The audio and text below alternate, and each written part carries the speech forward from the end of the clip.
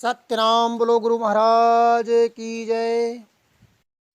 परिवार में झगड़े क्यों होते हैं? आज का विषय है कि परिवार में झगड़े क्यों होते हैं। परिवार में झगड़ा क्यों होता है और उससे बचने का क्या उपाय है, उसके बारे में आज हम आपको कहानी बताना चाहते हैं। एक दंपति था जिसकी पत्नी थी, उसकी माँ थी और वो खुद था। परिवार में सिर्फ 3 लोग थे, लेकिन परिवार में कलह। परिवार में झगड़ा क्यों होता है और उससे बचने का क्या उपाय है, उसके बारे में आज हम आपको कहानी बताना चाहते हैं। एक दंपति था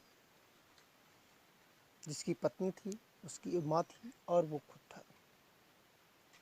परिवार में सिर्फ 3 लोग थे, लेकिन परिवार में कलह अशांति का माहौल बना हुआ था और तीनों उससे बचने का उपाय भी ढूंढ रहे थे।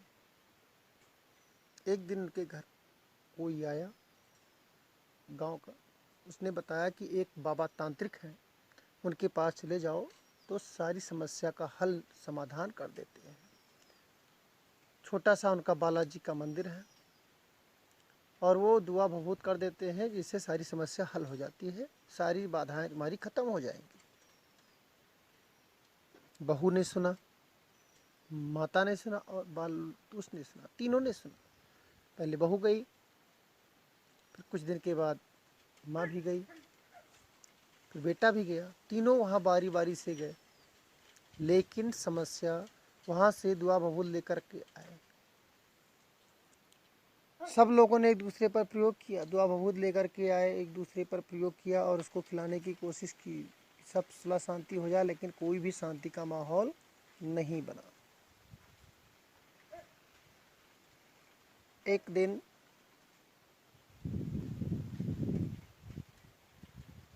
उनके घर एक ज्ञानी पंडित आए। ज्ञानी पंडित ने उनको बताया कि आप हवन पूजन करा लीजिए, जिससे सुख शांति हो जाएगी। घर की सुख शांति के लिए उन्होंने खूब पैसा खर्च किया, हवन पूजन कराया, तांत्रिक को भी पैसा दिया था और हवन पूजन में भी पैसा खर्च किया। पूजन करवाया, उसके बाद सब कुछ हो गया, लेकिन घर में कोई शांति का माहौल नहीं बन पाया।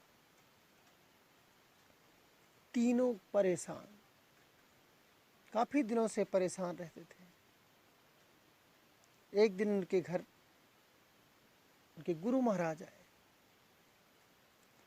गुरु महाराज जब आए, बहू ने अपनी समस्या बताई कि घर में कलह मची रहती है, शांति नहीं रहती है, महाराज कोई उपाय बताइए। तो बहू ने पूछा तो गुरु महाराज ने बताया कि 1 साल तक तुमको अपने पति और सास की सेवा करनी है।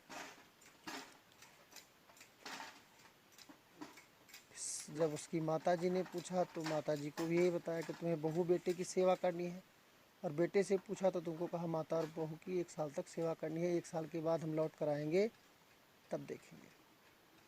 और 1 साल तक सब लोग एक दूसरे की सेवा करते रहे। 1 साल में ही माहौल बदल गया, पूरा परिवार सुख शांति में जीवन यापन करने लगा।